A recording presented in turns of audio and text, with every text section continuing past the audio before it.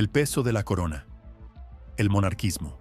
A lo largo de la historia de la humanidad, los pueblos han buscado un orden, una figura central que encarne la autoridad y mantenga unida a la comunidad. De entre todas las formas de gobierno que surgieron, una de las más antiguas y persistentes fue el monarquismo. La idea de que una sola persona, revestida de un aura casi sagrada, pudiera concentrar en sí el poder absoluto, se remonta a los primeros imperios de Mesopotamia y Egipto, alrededor del año 3000 a.C. En esos tiempos, los reyes no eran simples administradores. Se les veía como intermediarios entre los dioses y los hombres, responsables tanto de las cosechas como de la justicia, guardianes del orden cósmico y terrenal. El monarquismo, más que un sistema político, fue durante siglos una visión del mundo. En sociedades donde las amenazas externas eran constantes y la organización social apenas se consolidaba, la figura del rey o la reina ofrecía la ilusión de estabilidad. Este líder no solo mandaba ejércitos, también simbolizaba la continuidad de un pueblo, la encarnación de su tradición y su esperanza de futuro. Con el paso de los siglos, la idea se expandió y transformó. En Europa medieval, por ejemplo, el monarca fue visto como un ungido de Dios, un elegido que gobernaba por derecho divino. No era simplemente un ser humano. Su poder estaba legitimado por lo trascendental. Figuras como Carlomagno encarnaron este ideal, unificando vastos territorios bajo la noción de que su autoridad provenía directamente del cielo. En China, algo similar ocurrió con el mandato del cielo, un concepto que justificaba el gobierno imperial, siempre y cuando éste mantuviera la armonía y el bienestar del pueblo. Si ocurrían hambrunas, rebeliones o catástrofes, se entendía como una señal de que el emperador había perdido ese mandato sagrado. Durante los siglos XVII y XVIII, el monarquismo alcanzó uno de sus puntos más altos. Reyes como Luis XIV de Francia, conocido como el Rey Sol, no solo gobernaban, sino que se presentaban como el centro mismo del universo político. Su frase, "El Estado soy yo", resumía la esencia del absolutismo. El monarca era la ley, la justicia y la voluntad del pueblo, concentradas en una sola figura. Esta centralización extrema de poder trajo esplendor a algunas cortes, pero también sembró las semillas de las revoluciones que vendrían. El monarquismo no se limitó a Europa. En Japón, la figura del emperador fue considerada divina hasta bien entrado el siglo XX, mientras que en el mundo islámico, los califas gobernaban bajo la idea de representar la unidad espiritual y política de los musulmanes. En todas partes, la monarquía ofrecía un relato común: la necesidad de una cabeza visible que guiara a millones de personas. Sin embargo, la misma fortaleza del monarquismo fue su debilidad. Con el surgimiento de nuevas ideas en la Ilustración y el avance de la noción de soberanía popular, las monarquías comenzaron a ser vistas como reliquias del pasado. La Revolución Francesa de 1789 fue un golpe devastador para este modelo, y las guerras del siglo XIX y las dos guerras mundiales del siglo XX lo debilitaron aún más. Imperios como el ruso, el alemán y el austrohúngaro colapsaron bajo el peso de la modernidad y la presión social. Hoy en día, las monarquías que sobreviven, como en Reino Unido, España o Japón, lo hacen bajo la forma de monarquías constitucionales, donde el monarca es un símbolo, no un gobernante absoluto. Para algunos, representan una tradición que da identidad y unidad. Para otros, son un gasto innecesario y una sombra de desigualdad en pleno siglo XXI. Así, el monarquismo sigue vivo, pero transformado. Ya no como poder divino e incuestionable, sino como un eco del pasado que aún resuena en la política contemporánea. La fuerza invisible de pertenecer. El nacionalismo. Si el monarquismo encontraba su poder en la figura de un solo líder, el nacionalismo hizo lo propio en algo más abstracto, pero igual de poderoso: la idea de pertenecer a una comunidad unida por lazos comunes. Una nación. Aunque sus raíces se remontan a tradiciones y costumbres compartidas desde tiempos antiguos, fue en la Ilustración, y sobre todo, tras la Revolución Francesa, cuando el nacionalismo emergió como una fuerza capaz de transformar el mundo. La promesa era simple pero revolucionaria. El poder no debía residir en un rey ungido por los dioses, sino en el pueblo que compartía lengua, historia, cultura y territorio.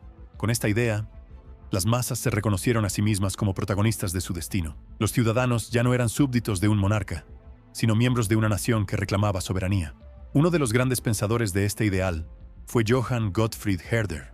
quien afirmaba que cada pueblo poseía un espíritu propio, una esencia cultural que debía ser preservada y fortalecida.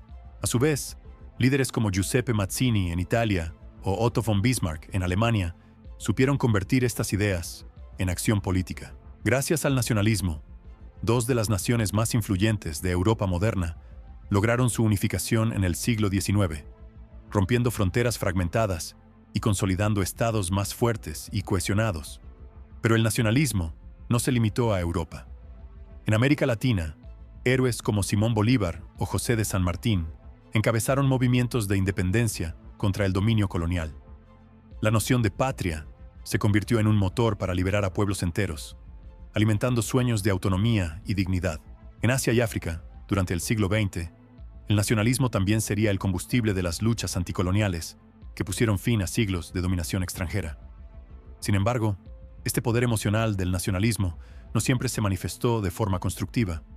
Si en ocasiones fue fuente de unidad, identidad y emancipación, en otras se transformó en un fuego devastador. Durante la primera mitad del siglo XX, el nacionalismo exacerbado condujo a rivalidades que estallaron en la Primera Guerra Mundial. Europa se convirtió en un tablero de potencias dispuestas a sacrificarse en nombre de la patria, mientras millones de vidas eran consumidas en trincheras. La situación alcanzó un punto aún más oscuro con el auge de ideologías ultranacionalistas, como el nazismo en Alemania o el expansionismo del Imperio japonés. Aquí, el nacionalismo se deformó en una máquina de exclusión, odio y violencia, en la que la exaltación de una nación se justificaba a costa de la negación e incluso exterminio de otras. Tras la Segunda Guerra Mundial, el nacionalismo entró en una fase de aparente declive. La devastación causada por sus excesos hizo que el mundo apostara por organismos internacionales, integración regional y proyectos colectivos como las Naciones Unidas o la Unión Europea. Y sin embargo, lejos de desaparecer, el nacionalismo mutó. Hoy lo vemos resurgir en nuevas formas. Desde los movimientos que impulsaron el Brexit en Reino Unido, hasta el auge de partidos populistas en Europa y América que reclaman recuperar la soberanía frente a la globalización. Para unos, representa el derecho legítimo de un pueblo a defender su identidad cultural y sus fronteras. Para otros, es un peligro latente que puede volver a abrir la puerta al racismo, la xenofobia y la división. El nacionalismo, en esencia, es un arma de doble filo. Puede ser un abrazo que une a una comunidad en torno a un proyecto común, o un puño que golpea a quienes no encajan en esa identidad. Su fuerza radica en algo tan humano como la necesidad de pertenencia, un sentimiento que, bien dirigido, inspira orgullo y resistencia, pero que, mal encauzado, puede arrastrar al mundo al abismo del conflicto. El sueño de la igualdad, el socialismo. Mientras el nacionalismo exaltaba la identidad de un pueblo, otra corriente emergió en respuesta a una realidad más inmediata y dolorosa: las enormes desigualdades creadas por el avance del capitalismo industrial en los siglos XVIII y XIX. El socialismo nació como un grito contra la injusticia, como un ideal que buscaba equilibrar la balanza entre ricos y pobres, entre explotadores y explotados. En las ciudades de Europa, los obreros trabajaban jornadas interminables en fábricas insalubres, mientras los dueños acumulaban fortunas nunca antes vistas. La miseria contrastaba con la opulencia, y ese contraste alimentó la convicción de que el sistema debía cambiar de raíz. Así surgieron los primeros socialistas utópicos, como Charles Fourier, Henri de Saint-Simon y Robert Owen, quienes imaginaron comunidades cooperativas donde la riqueza se compartiera y nadie quedara excluido. Aunque sus propuestas parecían idealistas, plantaron la semilla de algo mucho más grande. El verdadero salto llegó con Karl Marx y Friedrich Engels, quienes en 1848 publicaron el Manifiesto Comunista. Su mensaje fue contundente: la historia de todas las sociedades hasta nuestros días es la historia de la lucha de clases. Para ellos, el capitalismo contenía en sí mismo su propia contradicción: la concentración de riqueza en pocas manos y la explotación sistemática del proletariado. El socialismo, según su visión, era la etapa necesaria para llegar a una sociedad sin clases, donde los medios de producción fueran de todos y la opresión económica desapareciera. Este mensaje encendió revoluciones. En 1917, la Revolución Rusa dio origen a la primera gran experiencia socialista a nivel estatal. La creación de la Unión Soviética bajo el liderazgo de Lenin y posteriormente Stalin. Durante décadas, el socialismo se expandió como una alternativa al capitalismo en distintos rincones del mundo, desde la China de Mao Zedong hasta Cuba con Fidel Castro y varias naciones de Europa del Este. No obstante, el socialismo no fue un bloque homogéneo. Mientras algunos lo abrazaron en su versión más radical, con control total del Estado sobre la economía, otros impulsaron variantes como la socialdemocracia, que buscaba conciliar mercado y justicia social. En países como Suecia, Noruega o Alemania, estas versiones moderadas dieron lugar a estados de bienestar, con sistemas de salud, educación y seguridad social universales, que hoy son referencia mundial. Pero el socialismo también enfrentó críticas severas. En muchos lugares, su aplicación derivó en gobiernos autoritarios que sofocaron la disidencia, limitaron libertades individuales y enfrentaron crisis económicas por la rigidez de sus sistemas planificados. El colapso de la URSS en 1991 fue visto por muchos como la prueba de que el socialismo había fracasado. El capitalismo global, impulsado por la globalización y el neoliberalismo, parecía imponerse como la única vía posible. Sin embargo, lejos de desaparecer, el socialismo encontró nuevas formas de sobrevivir. En las últimas décadas, ha resurgido como bandera de movimientos que buscan enfrentar los desafíos de nuestro tiempo. La desigualdad creciente, la concentración obscena de riqueza en una élite diminuta y la crisis climática. Líderes y partidos socialistas han vuelto a ganar apoyo, especialmente entre las generaciones jóvenes que desconfían de las promesas incumplidas del mercado libre. El socialismo, en definitiva, es tanto un sueño como una advertencia. Para algunos, representa la esperanza de un mundo más justo, donde la riqueza no sea privilegio de unos cuantos, sino patrimonio de todos. Para otros, es un peligro que amenaza la libertad individual y la innovación. Pero, más allá de sus éxitos y fracasos, lo cierto es que el socialismo dejó una huella indeleble en la historia. Nos obligó a preguntarnos qué significa realmente la justicia y hasta dónde estamos dispuestos a llegar para alcanzarla. El sueño de la libertad absoluta, el anarquismo. Si el socialismo buscaba igualdad a través de la organización colectiva, el anarquismo fue más allá y planteó una idea radical. Ninguna autoridad debería gobernar sobre los individuos. Para los anarquistas, el verdadero enemigo de la libertad no era solo el capital o las élites económicas, sino también el propio Estado. Allí donde hubiera jerarquías, leyes impuestas o poderes centralizados, habría opresión. La única sociedad justa sería aquella en la que los seres humanos vivieran en comunidades libres, autogestionadas y solidarias, sin la necesidad de gobernantes. Aunque sus raíces se remontan a antiguos cuestionamientos contra la autoridad, el anarquismo comenzó a definirse en los siglos XVIII y XIX, en un contexto marcado por revoluciones, industrialización y la aparición de nuevas ideologías. Uno de sus primeros grandes pensadores fue Pierre-Joseph Proudhon, quien en 1840 lanzó una de las frases más provocadoras de su tiempo: "La propiedad es un robo". Con esta sentencia, denunciaba que la concentración de riqueza era una forma de despojo colectivo y que los sistemas legales que la legitimaban eran herramientas de los poderosos. A esta visión se sumó Mikhail Bakunin, un revolucionario ruso que se enfrentó directamente a Marx en los debates de la Primera Internacional. Mientras Marx confiaba en que el proletariado debía conquistar el poder del Estado para luego abolirlo, Bakunin desconfiaba profundamente de cualquier autoridad centralizada. Temía que, incluso en nombre del socialismo, un Estado fuerte pudiera derivar en nuevas formas de tiranía. Para él, la revolución debía ser inmediata y dar paso a una sociedad organizada desde abajo, por asociaciones libres de trabajadores y campesinos. Más tarde, figuras como Emma Goldman en Estados Unidos y Piotr Kropotkin en Rusia ampliaron la visión anarquista. Goldman defendía la libertad individual por encima de todo, incluyendo la emancipación femenina y la crítica a las convenciones sociales que oprimían a las mujeres.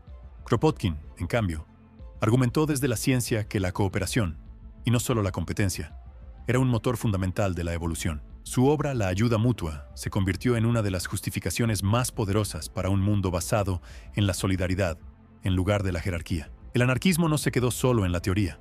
A finales del siglo XIX y principios del XX, inspiró movimientos obreros, huelgas masivas y hasta comunidades enteras. El ejemplo más emblemático ocurrió durante la Guerra Civil Española, 1936 a 1939, cuando amplias regiones de Cataluña y Aragón experimentaron con una sociedad sin Estado, gestionada por sindicatos y colectivos campesinos.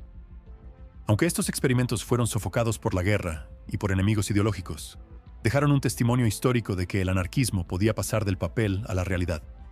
Pero el camino del anarquismo estuvo lleno de obstáculos. A menudo fue perseguido con dureza por gobiernos capitalistas y también por regímenes socialistas autoritarios. Además, los actos violentos cometidos por algunos anarquistas, como atentados y magnicidios a finales del siglo XIX, mancharon la percepción pública del movimiento, asociándolo con caos y terrorismo. Esta imagen negativa, amplificada por la prensa de la época, contribuyó a marginarlo. Con el auge del capitalismo global y los estados modernos, el anarquismo perdió fuerza como movimiento de masas en el siglo XX. Sin embargo, nunca desapareció. Resurgió en las protestas antiglobalización de los años 90 y sigue influyendo en colectivos ecologistas, movimientos de democracia directa y formas descentralizadas de organización digital en pleno siglo XXI. El anarquismo, en definitiva, es un recordatorio incómodo. Nos obliga a preguntarnos si la autoridad es realmente necesaria o si hemos aceptado la opresión como parte inevitable de la vida social. Para algunos, es una utopía impracticable. Para otros, la única vía hacia una libertad auténtica. Y aunque rara vez ha logrado materializarse a gran escala, su voz sigue resonando en cada persona que se atreve a desafiar el poder y a soñar con un mundo sin cadenas. El despertar del individuo. El liberalismo. Si el anarquismo soñaba con una sociedad sin Estado y sin jerarquías, el liberalismo tomó otro camino. No buscaba destruir las instituciones, sino limitarlas. Su objetivo era proteger la libertad individual, garantizar derechos básicos y poner freno a los abusos de poder. El liberalismo nació en el corazón de la Ilustración, entre los siglos XVII y XVIII, y se convirtió en uno de los pilares más influyentes de la modernidad. Sus bases teóricas fueron construidas por filósofos como John Locke, quien defendía que todos los seres humanos nacen con derechos naturales: la vida, la libertad y la propiedad. El gobierno, según Locke, solo tenía legitimidad si protegía estos derechos, y debía hacerlo bajo el consentimiento de los gobernados. Esta idea, sencilla en apariencia, fue revolucionaria en un tiempo en que los reyes se proclamaban dueños del destino de millones. El liberalismo no solo fue una teoría, se transformó en acción política. La Revolución Americana de 1776 y la Revolución Francesa de 1789 fueron hijas directas de sus principios. En Estados Unidos, se estableció un sistema basado en la separación de poderes, inspirada por las ideas de Montesquieu, y en Francia, la Declaración de los Derechos del Hombre y del Ciudadano proclamó la igualdad ante la ley y la soberanía popular. El eco de estas revoluciones cruzó océanos y encendió aspiraciones en todo el mundo. En el terreno económico, el liberalismo también dejó una huella profunda. Adam Smith, con su obra La riqueza de las naciones, 1776, sentó las bases del liberalismo económico, argumentando que la mano invisible del mercado podía generar prosperidad si se dejaba actuar sin la interferencia excesiva del Estado. Así nació la defensa del libre mercado y la competencia como motores de desarrollo. Durante el siglo XIX, el liberalismo se consolidó como ideología dominante en gran parte de Europa y América. Inspiró la creación de constituciones, la expansión del voto, aunque al inicio limitado a ciertas clases sociales, la abolición de privilegios nobiliarios y la promoción de la libertad de prensa y expresión.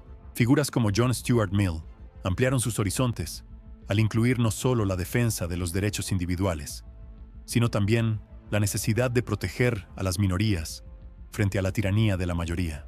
Pero, como todas las ideologías, el liberalismo enfrentó críticas y desafíos. Para los conservadores, sus propuestas amenazaban el orden tradicional. Para los socialistas, su énfasis en el mercado perpetuaba desigualdades.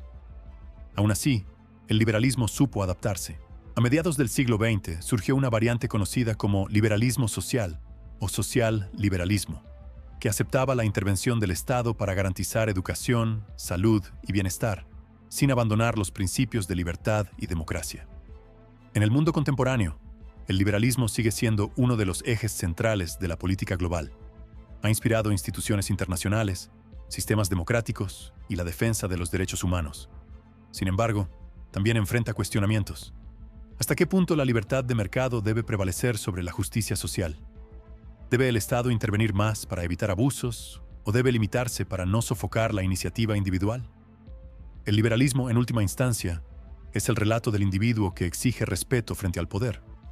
Nos recuerda que cada ser humano tiene un valor intrínseco, que la libertad no es un regalo de los gobernantes, sino un derecho que nadie puede arrebatar.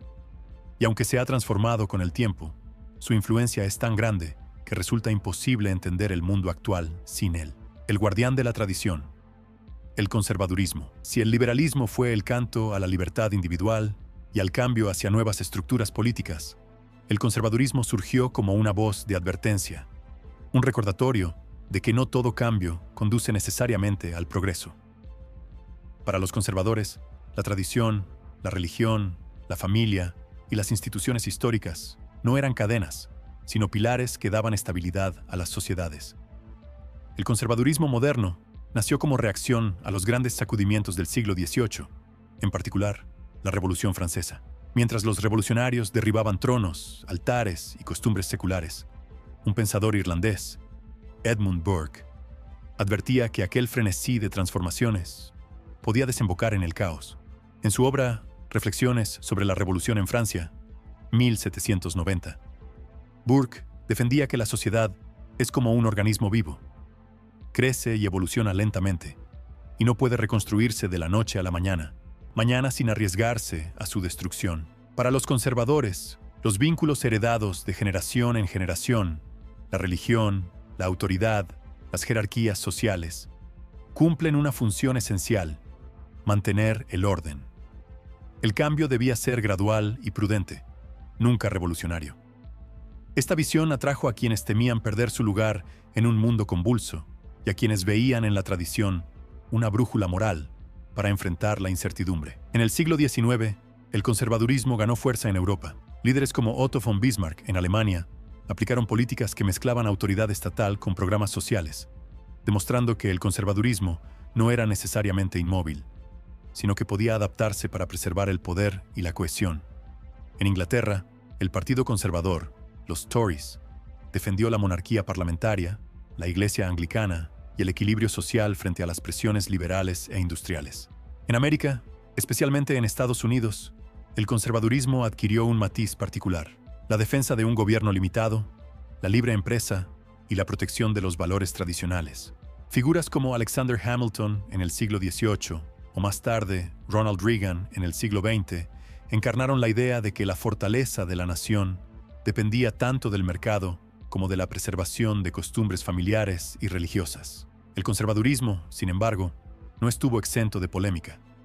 Sus críticos lo acusaron de justificar desigualdades y de resistirse a cambios necesarios, como la ampliación de derechos civiles o la igualdad de género. En ocasiones, su afán de preservar el orden lo vinculó a regímenes autoritarios que usaban la tradición como excusa para sofocar voces disidentes. Pese a ello, el conservadurismo no ha desaparecido. Al contrario, sigue vivo y en constante transformación. En la segunda mitad del siglo XX y lo que va del XXI, se ha visto reconfigurado por el auge de movimientos populistas de derecha, que reinterpretan los valores conservadores para responder a preocupaciones sobre inmigración, globalización y pérdida de identidad cultural. Estos nuevos rostros del conservadurismo generan tanto apoyo fervoroso como fuerte rechazo, dependiendo del contexto social y político. Lo que distingue al conservadurismo es su visión del tiempo. Mientras otros idearios sueñan con futuros radicalmente distintos, el conservador insiste en que el pasado tiene lecciones que no deben ignorarse. Para sus defensores, es un faro que protege la estabilidad frente al vértigo de la innovación. Para sus detractores, es un muro que obstaculiza la justicia y el progreso. En definitiva, el conservadurismo nos recuerda que las sociedades no se construyen únicamente sobre ideales nuevos, sino también sobre cimientos antiguos. Y aunque sus formas cambien, su esencia permanece: ser guardián de aquello que otros quieren derribar con demasiada prisa. La promesa de un mundo sin clases. El comunismo. Si el socialismo era un llamado a la igualdad y a la redistribución de la riqueza, el comunismo fue su expresión más radical. En él se soñó con un futuro donde no existieran jerarquías sociales, ni propiedad privada, ni siquiera la noción de Estado tal como lo conocemos. En la visión comunista, todos los seres humanos compartirían los frutos de su trabajo y vivirían en una sociedad verdaderamente libre e igualitaria. El comunismo moderno se consolidó en el siglo XIX gracias a la obra de Karl Marx y Friedrich Engels, quienes en el Manifiesto Comunista, 1848, no solo criticaron con dureza al capitalismo, sino que trazaron un camino hacia su superación. Para ellos, la historia entera era una sucesión de luchas entre clases opresoras y oprimidas. El capitalismo, aunque revolucionario en su capacidad de generar riqueza, terminaría siendo devorado por sus propias contradicciones. La explotación del proletariado y la concentración de recursos en manos de una élite cada vez más reducida. La única salida, sostenían, era la revolución proletaria que instauraría una dictadura temporal del proletariado, paso previo a la desaparición total de las clases sociales y del Estado mismo. Este ideario no se quedó en los libros. En 1917, en medio de la Primera Guerra Mundial, estalló la Revolución Rusa. Bajo el liderazgo de Vladimir Lenin, los bolcheviques tomaron el poder y dieron origen al primer Estado comunista de la historia, la Unión Soviética. Durante gran parte del siglo XX, este modelo se expandió con fuerza, inspirando a países como China bajo Mao Zedong, Cuba bajo Fidel Castro o naciones del este europeo tras la Segunda Guerra Mundial. El comunismo se convirtió en una alternativa global frente al capitalismo, dando forma a uno de los conflictos más intensos de la historia moderna, la Guerra Fría. La promesa comunista sedujo a millones. En un mundo marcado por el hambre, la desigualdad y el colonialismo, el comunismo ofrecía esperanza, tierra para los campesinos, educación gratuita, salud universal y la posibilidad de que la riqueza dejara de ser privilegio de unos pocos. Sin embargo, en la práctica, muchos de estos regímenes se transformaron en sistemas autoritarios, donde el partido único controlaba no solo la economía, sino también la vida política y cultural de la sociedad. La represión de opositores, la censura y las purgas internas marcaron a fuego la historia del comunismo en el siglo XX. Con el colapso de la URSS en 1991, el comunismo entró en una crisis profunda. Para gran parte del mundo, aquel derrumbe fue la confirmación de que la utopía comunista había fracasado. El capitalismo global, con sus mercados abiertos y su expansión tecnológica, parecía triunfar de manera definitiva. Y sin embargo, el comunismo no ha desaparecido. En países como China, Cuba o Vietnam, sigue presente, aunque adaptado con reformas de mercado que contradicen, en parte, su esencia original. Además, sus ideas aún inspiran a movimientos sociales que buscan justicia para los trabajadores y soluciones frente a la creciente desigualdad y a los desafíos ambientales. El comunismo es, sin duda, una de las ideologías más polarizantes de la historia. Para algunos, representa la traición a la libertad y el ejemplo de lo que ocurre cuando se concentra demasiado poder en un Estado. Para otros, sigue siendo un faro que señala la posibilidad de un mundo sin explotación. Su legado nos obliga a reflexionar. ¿Es la igualdad absoluta una utopía imposible o un horizonte que aún vale la pena perseguir? La lucha por la igualdad de género, el feminismo. Si muchas ideologías políticas buscaron transformar la sociedad desde la economía, la nación o el poder del Estado, el feminismo apuntó hacia un terreno mucho más íntimo y cotidiano, las relaciones entre hombres y mujeres. Desde sus inicios, fue un movimiento que cuestionó estructuras profundamente arraigadas, desafiando la idea de que la mujer debía limitarse al espacio doméstico y aceptar como destino natural la subordinación. El feminismo nació de la convicción de que la igualdad no puede existir si la mitad de la humanidad es relegada a la sombra. Aunque la lucha por los derechos de las mujeres tiene raíces antiguas, fue a finales del siglo XVIII cuando se consolidó con obras como la de Mary Wollstonecraft, quien en Vindicación de los Derechos de la Mujer, 1792, exigió educación y autonomía para ellas. Aquella voz se convirtió en semilla de lo que más tarde se conocería como la primera ola del feminismo, en el siglo XIX y principios del XX. Su meta principal era clara: el derecho al voto. En países como Estados Unidos y Reino Unido, figuras como Susan B. Anthony y Emmeline Pankhurst encabezaron campañas y protestas que desafiaban el orden establecido. A pesar de la resistencia y la represión, lograron conquistar el sufragio en varias naciones, demostrando que el cambio era posible incluso frente a siglos de exclusión. La segunda ola del feminismo, en las décadas de 1960 a 1980, amplió la agenda. Ya no se trataba solo de votar, sino de cuestionar desigualdades en el trabajo, la familia y el cuerpo. Líderes como Betty Friedan, autora de La mística de la feminidad, denunciaron la frustración de miles de mujeres atrapadas en roles domésticos impuestos. A su vez, voces como la de Gloria Steinem dieron visibilidad mediática al movimiento, reclamando derechos reproductivos, acceso igualitario a la educación y leyes contra la violencia de género. La tercera ola, surgida en los años 90, introdujo un concepto clave: la interseccionalidad. Esta mirada señalaba que no todas las mujeres vivían la opresión de la misma manera. El género se entrelaza con la raza, la clase social, la orientación sexual y otros factores, creando experiencias diversas de discriminación. Con ello, el feminismo dejó de hablar de la mujer en abstracto y comenzó a reconocer la pluralidad de realidades. El impacto del feminismo fue profundo.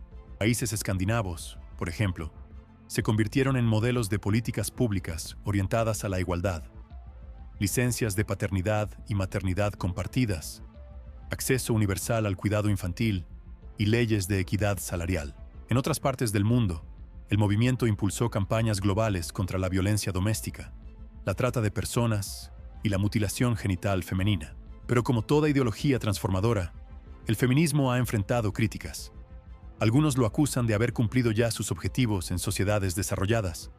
Otros lo ven como un movimiento divisivo que enfrenta a hombres y mujeres. En contextos más conservadores, aún se percibe como una amenaza a las tradiciones y a los roles familiares tradicionales. A pesar de las controversias, el feminismo sigue siendo una de las fuerzas sociales más influyentes de nuestro tiempo. Movimientos recientes como la Me Too han demostrado que la lucha está lejos de terminar. La denuncia de acosos y abusos puso en evidencia que, incluso en el siglo XXI, la igualdad real sigue siendo un horizonte por alcanzar. En esencia, el feminismo nos recuerda algo fundamental. No puede haber justicia si no existe igualdad de género. Su historia es la historia de millones de mujeres que se negaron a aceptar la opresión como destino, y su legado es un desafío constante para que las sociedades del presente y del futuro construyan un mundo más equitativo para todos. El poder del pueblo. El republicanismo. En contraste con el monarquismo, que depositaba la soberanía en la figura de un rey, el republicanismo defendió una idea radical para su tiempo. El poder debía residir en el pueblo y en sus representantes elegidos, no en una dinastía hereditaria. Esta ideología hunde sus raíces en la antigüedad clásica, especialmente en la República Romana, donde conceptos como la civic virtus, virtud cívica, la participación ciudadana y el imperio de la ley se convirtieron en principios fundamentales. Filósofos como Cicerón y pensadores como Polibio ya debatían sobre cómo estructurar un sistema que equilibrara las pasiones humanas con la estabilidad política. Para ellos, la república era un pacto. Los ciudadanos compartían derechos, pero también deberes hacia la comunidad. Esa noción de responsabilidad colectiva se convirtió en la esencia del republicanismo. Durante la Edad Media, la idea republicana sobrevivió en ciudades-estado como Venecia o Florencia, aunque con limitaciones, ya que solo una élite participaba del gobierno. Sin embargo, fue en el Renacimiento y la Ilustración cuando el republicanismo resurgió con fuerza. Pensadores como Maquiavelo, John Locke y Montesquieu le dieron un nuevo rostro. Locke, por ejemplo, enfatizó la necesidad del consentimiento de los gobernados. Montesquieu, la separación de poderes para evitar abusos. Y Maquiavelo, aunque polémico, resaltó la importancia de la participación activa en la vida pública. El republicanismo cobró vida con acontecimientos que marcaron la historia mundial. La Revolución Americana de 1776 es uno de los ejemplos más claros. Colonos cansados de la imposición británica declararon que ningún rey podía reclamar soberanía sobre ellos. Surgió así un gobierno basado en una constitución, con un presidente elegido y un congreso que representaba a los ciudadanos. Figuras como Thomas Jefferson y George Washington encarnaron este espíritu, defendiendo que la libertad solo podía existir si el poder se repartía y se controlaba mediante instituciones. Pocos años después, la Revolución Francesa de 1789 llevó estas ideas aún más lejos. Con el grito de libertad, igualdad, fraternidad, el pueblo francés derribó la monarquía y proclamó la república. Aunque el proceso estuvo marcado por violencia y contradicciones, consolidó la noción de que el republicanismo no era un simple ideal, sino una fuerza capaz de transformar sociedades enteras. En América Latina, el republicanismo inspiró las luchas de independencia. Líderes como Simón Bolívar y José de San Martín soñaron con repúblicas libres de la dominación colonial. donde los ciudadanos pudieran decidir su destino sin obedecer a reyes lejanos. Aunque muchas de esas jóvenes repúblicas enfrentaron inestabilidad y caudillismo, la semilla del republicanismo quedó sembrada en la identidad política del continente. Sin embargo, el republicanismo no estuvo exento de desafíos. A lo largo de la historia, gobiernos que se llamaron repúblicas degeneraron en dictaduras disfrazadas, donde el poder seguía concentrado en manos de unos pocos. El ideal de participación ciudadana y equilibrio de poderes muchas veces se quedó en el papel. Hoy en día, la mayoría de los países del mundo se definen como repúblicas, aunque con matices distintos. Algunas son repúblicas parlamentarias, otras presidenciales, unas más sólidas y otras debilitadas por la corrupción o el autoritarismo. Aún así, la idea republicana permanece como un principio esencial. Los ciudadanos deben ser los verdaderos soberanos. El republicanismo, en última instancia, es un recordatorio de que la libertad política no se hereda, se conquista y se protege cada día. Para sus defensores, es la garantía de que el poder nunca se concentre en una sola cabeza. Para sus críticos, puede ser vulnerable a la inestabilidad y a la manipulación de las masas.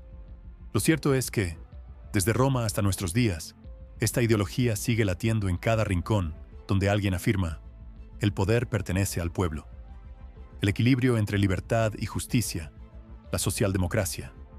Si el socialismo soñaba con transformar la sociedad desde sus cimientos y el liberalismo defendía la libertad individual frente al poder del Estado, la socialdemocracia nació como un intento de reconciliar ambas visiones.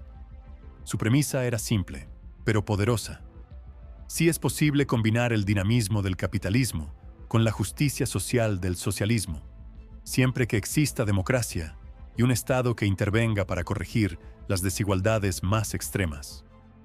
Sus orígenes se remontan a finales del siglo XIX, cuando pensadores como Edward Bernstein propusieron un camino alternativo al socialismo revolucionario de Marx.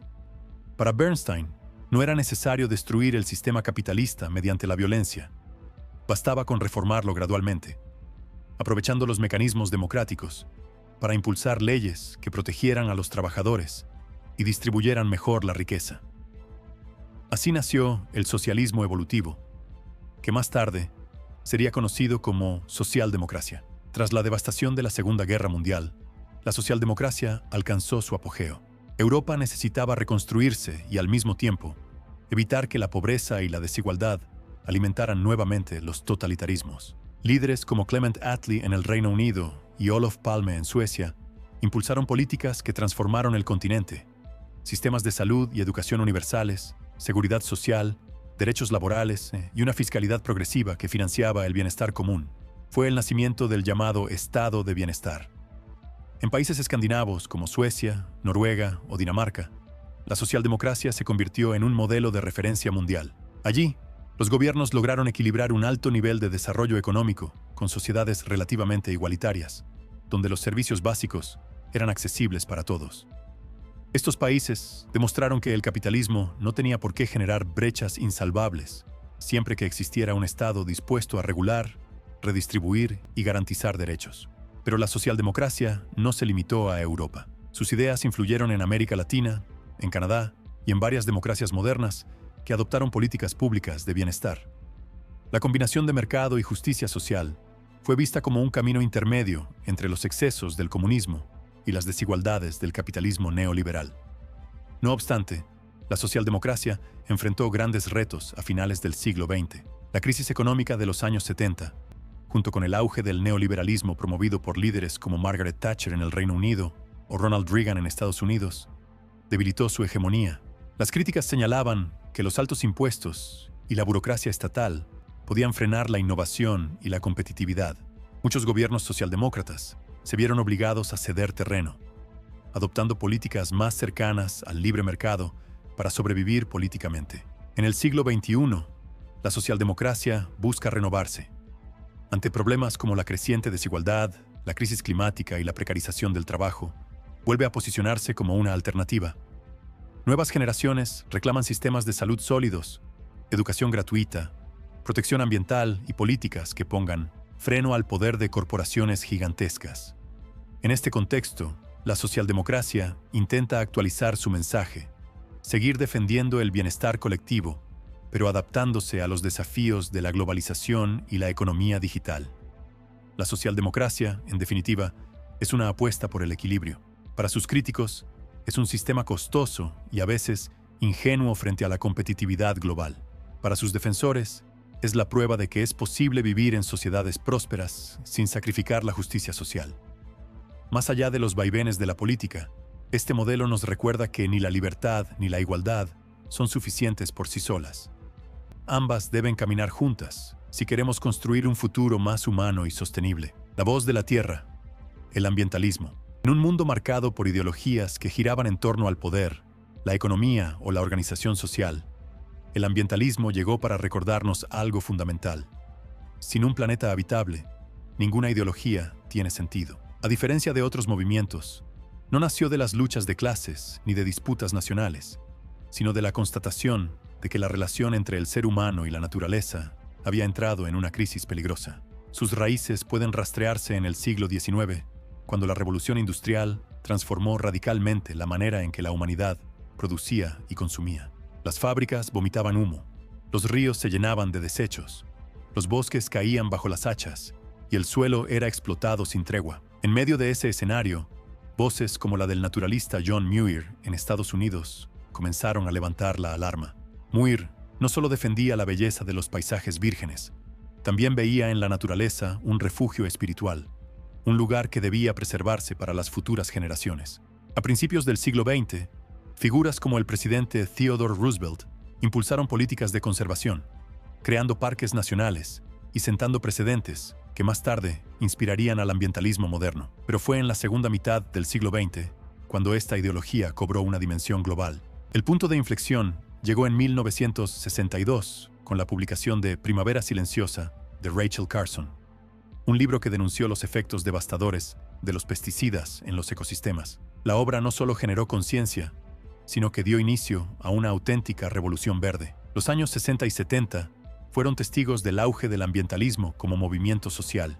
El Día de la Tierra, celebrado por primera vez en 1970, unió a millones de personas bajo un mismo lema: la defensa del planeta. Se crearon instituciones como la Agencia de Protección Ambiental, EPA, en Estados Unidos, y comenzaron a firmarse tratados internacionales para frenar la contaminación y proteger la biodiversidad. El ambientalismo no tardó en convertirse en una ideología política con propuestas concretas: reducir las emisiones de gases de efecto invernadero, transitar hacia energías renovables, proteger los bosques y océanos y replantear el modelo de consumo masivo. Países como Alemania o Suecia incorporaron estas ideas en sus agendas nacionales, impulsando la transición hacia economías más sostenibles. Sin embargo, esta ideología también enfrentó resistencias. Sectores industriales y políticos la acusaron de frenar el crecimiento económico y de imponer restricciones que limitaban el desarrollo. En algunos países, la defensa del medio ambiente se convirtió en un campo de batalla ideológico, enfrentando a quienes veían en ella una necesidad urgente y a quienes la consideraban un lujo innecesario. Hoy, en pleno siglo XXI, el ambientalismo ha adquirido una relevancia ineludible. El cambio climático, con sus olas de calor, huracanes devastadores y sequías prolongadas, ya no es una predicción lejana, sino una realidad palpable. Movimientos liderados por jóvenes, como los inspirados por Greta Thunberg, han vuelto a colocar la crisis ambiental en el centro del debate mundial. El mensaje es claro: no se trata solo de salvar árboles o animales, sino de garantizar la supervivencia de nuestra propia especie. El ambientalismo, en su esencia, es un llamado ético. Vivir en equilibrio con la tierra, reconocer que no somos sus dueños, sino parte de ella. Para algunos, puede parecer una utopía difícil de sostener frente al poder de las grandes corporaciones y los intereses políticos. Para otros, es la única vía posible si queremos evitar un colapso ecológico. Lo cierto es que esta ideología nos obliga a mirar más allá de nuestras disputas humanas y a escuchar una voz más antigua y sabia, la de la naturaleza que nos sostiene, la voz del pueblo contra las élites, el populismo. El populismo es, quizá, una de las ideologías más difíciles de definir, precisamente porque no se ata a un solo lugar del espectro político. Puede vestirse con banderas de izquierda o de derecha, pero siempre conserva una esencia común: la confrontación entre el pueblo y la élite.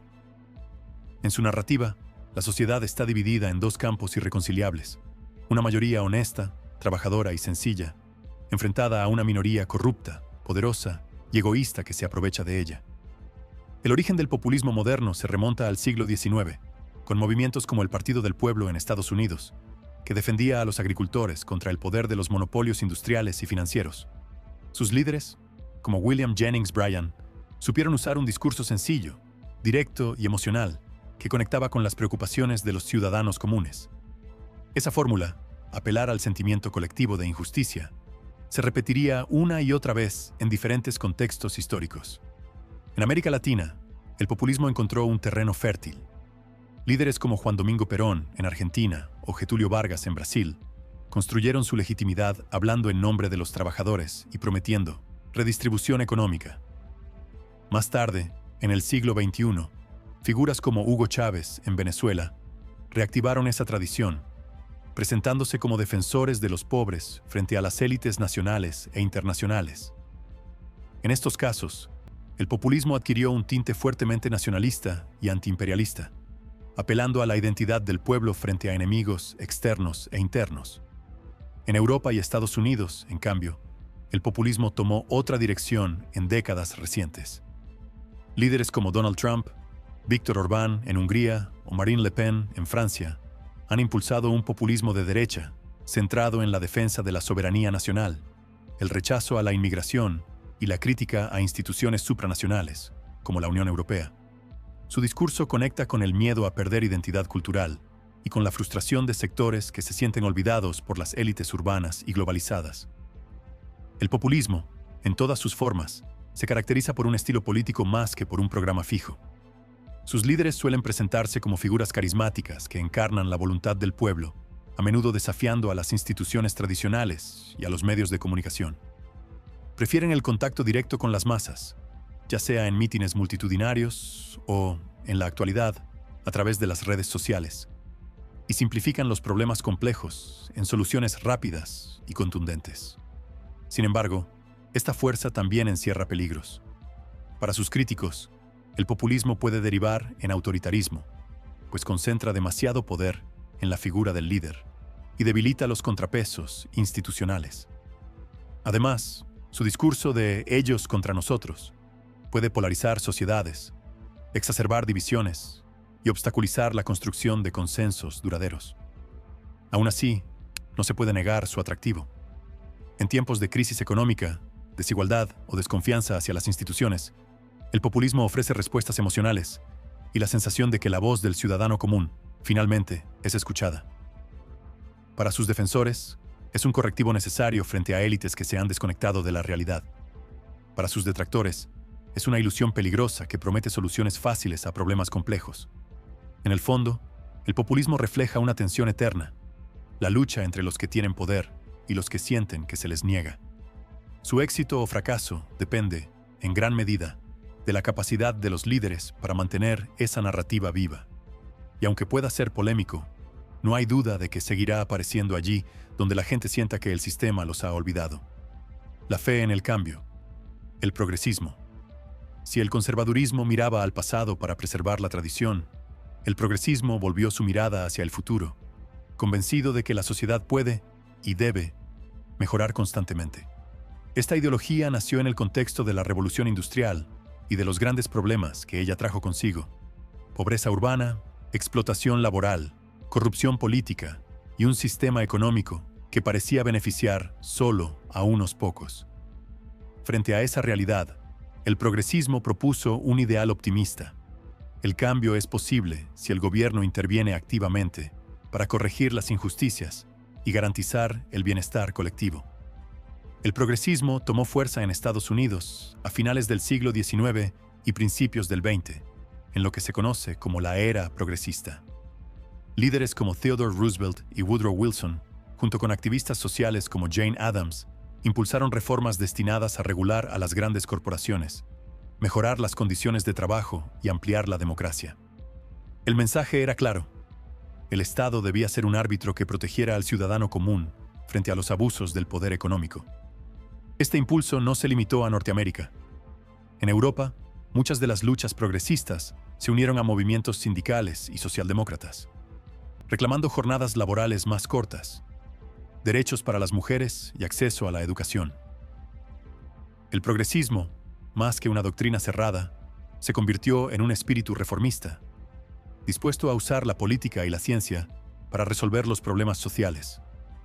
El punto culminante llegó con el New Deal en los años 30, cuando Franklin D. Roosevelt aplicó políticas progresistas para sacar a Estados Unidos de la Gran Depresión. Programas de empleo, seguridad social, regulación financiera y obras públicas demostraron que el Estado podía ser una herramienta poderosa para garantizar estabilidad y justicia. Esa experiencia dejó una huella que aún inspira a quienes defienden un papel más activo del gobierno en tiempos de crisis. En la segunda mitad del siglo XX, el progresismo también se asoció con las luchas por los derechos civiles. Movimientos que exigían igualdad racial, justicia de género y respeto por la diversidad sexual encontraron en esta ideología un aliado. Su esencia siempre fue la misma: la convicción de que el cambio social es posible y que la política debe estar al servicio de la dignidad humana. Hoy, en pleno siglo XXI, el progresismo se enfrenta a nuevos desafíos. Temas como el cambio climático, la desigualdad global, la migración masiva y el avance de la tecnología se han convertido en banderas de las agendas progresistas. Figuras como Bernie Sanders, Alexandria Ocasio-Cortez en Estados Unidos o Jacinda Ardern en Nueva Zelanda han retomado esa tradición, defendiendo un futuro más justo, inclusivo y sostenible. Pero no todo es consenso.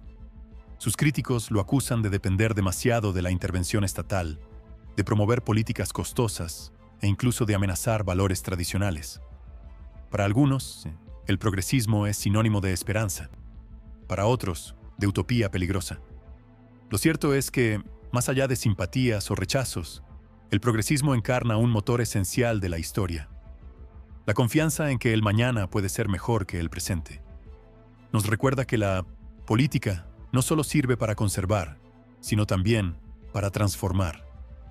Y aunque sus resultados no siempre sean perfectos, su legado es claro. Sin la fe en el cambio, las sociedades se condenarían a vivir eternamente en las sombras del pasado. El rostro oscuro del poder, el fascismo. Entre todas las ideologías del siglo XX, pocas han generado tanto temor y rechazo como el fascismo. Su esencia fue una mezcla peligrosa de nacionalismo extremo, culto al líder, rechazo a la democracia y glorificación de la violencia. Mientras otras corrientes buscaban el equilibrio, la igualdad o la libertad, el fascismo abrazó la idea de que solo una nación fuerte, dirigida por un caudillo absoluto, podía salvar al pueblo del caos y de la decadencia. El fascismo nació en las ruinas de la Primera Guerra Mundial, un periodo en el que Europa estaba marcada por la pobreza, la humillación y la frustración. En ese contexto, un exsoldado italiano llamado Benito Mussolini supo canalizar el resentimiento popular y fundó en 1919 los Fasci Italiani di Combattimento. Su propuesta era clara: unidad nacional, disciplina militar, odio al comunismo y exaltación de la patria por encima de todo. En 1922, Mussolini tomó el poder en Italia, inaugurando el primer régimen fascista de la historia. Pocos años después, el fascismo encontró en Adolf Hitler su expresión más brutal. En Alemania, el nazismo, versión particular del fascismo, se nutrió del resentimiento provocado por el Tratado de Versalles y de la crisis económica. Hitler no solo exaltó el nacionalismo alemán, sino que llevó el fascismo a un terreno aún más peligroso: el racismo biológico. Para él, la raza aria debía imponerse sobre las demás, y los judíos se convirtieron en el enemigo interno al que culpaba de todos los males. El resultado fue el Holocausto, una de las mayores tragedias de la historia de la humanidad. El fascismo no se limitó a Italia y Alemania. En España, Francisco Franco instauró una dictadura tras la Guerra Civil, inspirada en muchos principios fascistas. En otros países europeos, movimientos similares surgieron bajo diferentes nombres, todos con un mismo denominador: la concentración del poder en un líder carismático, la represión de la oposición, el control de los medios de comunicación y la militarización de la sociedad. Los símbolos del fascismo eran claros y efectivos. Uniformes, marchas, desfiles, propaganda masiva. Todo estaba diseñado para crear la sensación de fuerza y unidad. El individuo se disolvía en la masa. Lo único que importaba era la nación, dirigida por un líder incuestionable. Durante los años 30 y 40, el fascismo llevó al mundo a la catástrofe. La Segunda Guerra Mundial, con su devastación y millones de muertos, fue el resultado directo de esta ideología. Cuando los ejércitos aliados derrotaron a Alemania, Italia y Japón en 1945, el fascismo quedó marcado para siempre como sinónimo de terror, genocidio, destrucción. Y sin embargo, sus ecos no han desaparecido del todo. Aunque hoy ningún gran Estado se proclama abiertamente fascista, ciertos movimientos políticos actuales han sido acusados de coquetear con sus métodos. La exaltación del líder, la demonización del otro y la manipulación del miedo colectivo. El fascismo, más que una ideología política, fue una advertencia histórica. Cuando la desesperación se encuentra con el odio y se canaliza en torno a un líder autoritario, los resultados pueden ser catastróficos. Para sus críticos, y prácticamente para todo el mundo moderno, es el ejemplo máximo de lo que nunca debe repetirse. Su legado es un recordatorio sombrío de que la democracia, la libertad y la tolerancia son frágiles, y que perderlas puede abrir la puerta al lado más oscuro de la humanidad. La libertad, como principio absoluto, el libertarismo. De todas las ideologías modernas, el libertarismo es quizá la que más radicalmente coloca la libertad individual en el centro. Si el liberalismo buscaba limitar al Estado para proteger derechos, el libertarismo lo lleva al extremo. Cuanto menos intervenga el gobierno en la vida de las personas, mejor. Para los libertarios, la autoridad del Estado suele ser vista como una amenaza, y la única manera de garantizar la prosperidad es confiar en la capacidad de los individuos para decidir por sí mismos. Sus raíces intelectuales se remontan a los pensadores de la Ilustración, como John Locke, quien defendió la propiedad privada como extensión de la libertad, o Adam Smith, con su confianza en la mano invisible del mercado. Sin embargo, el libertarismo como movimiento político tomó forma principalmente en los siglos XIX y XX, en respuesta al crecimiento del poder estatal y a las propuestas socialistas.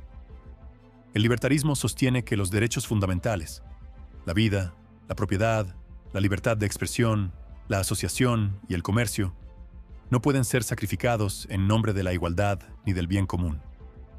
Así, su propuesta se resume en 3 pilares: mercados libres, gobierno mínimo y máxima autonomía personal. Cualquier intervención estatal, sea en forma de impuestos altos, regulaciones excesivas o programas sociales, se percibe como un obstáculo que limita la innovación, la productividad y la responsabilidad individual. En el terreno económico, figuras como Friedrich Hayek y Ludwig von Mises se convirtieron en referentes del pensamiento libertario. Ambos defendieron la superioridad de los mercados frente a la planificación estatal, argumentando que la libertad económica era inseparable de la libertad política. Más tarde, en el siglo XX, pensadores como Murray Rothbard y la escritora Ayn Rand radicalizaron estas ideas, defendiendo incluso la desaparición de gran parte de las funciones estatales. Rand, en particular, popularizó un ideal de individuo fuerte y autosuficiente, ajeno a cualquier obligación de sostener a otros mediante la coerción de los impuestos.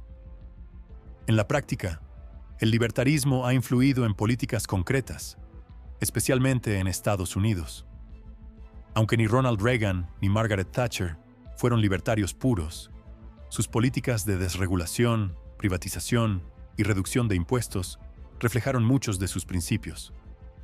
Además, el movimiento libertario se organizó políticamente con la creación del Partido Libertario en 1971, que hasta hoy sigue defendiendo un programa centrado en la reducción del gobierno y la protección férrea de las libertades civiles.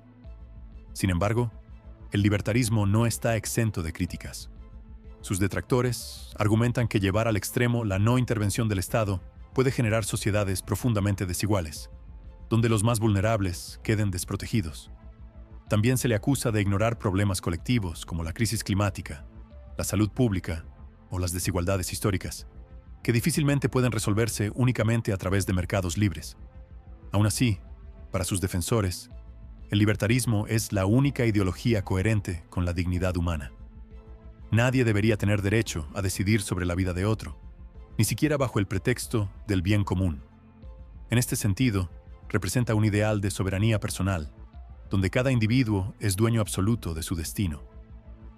El libertarismo, en conclusión, es tanto una promesa como un desafío.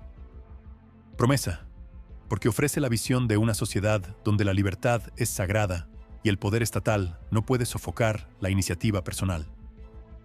Desafío, porque nos obliga a preguntarnos si realmente todos los problemas pueden resolverse desde la autonomía individual, o si, al final, necesitamos un equilibrio entre libertad y responsabilidad colectiva.